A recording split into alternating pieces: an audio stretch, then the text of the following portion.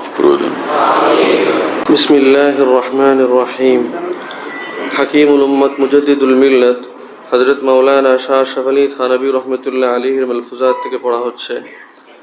इस्लाम कामिल ये है कि हर हाल में आदमी हक़ ताला का मुनक़ाद व मुतीय रहे, अग़राज़ से क़त्अ नज़र करके इत्तिबा इख्तियार करे, न माल की परवाह करे, न जाह की, न हुकूमत की।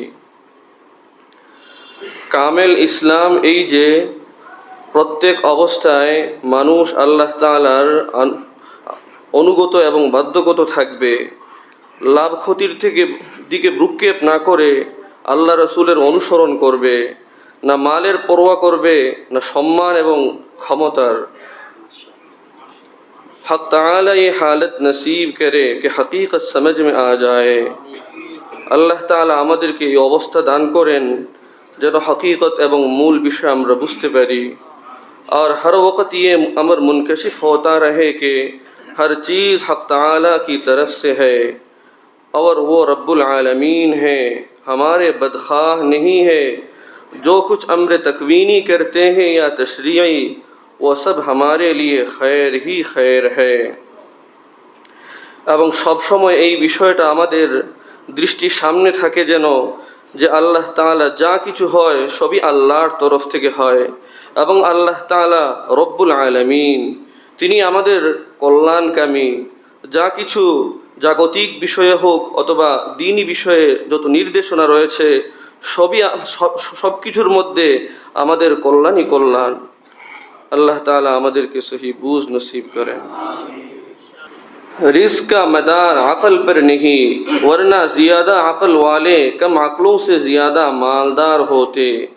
हालांकि ज़्यादा अक़ल वाले आपके सामने मौजूद हैं और बहुत परेशान है। लियाक़त से रिज़्क़ मिलना क़ारून का अक़ीदा है।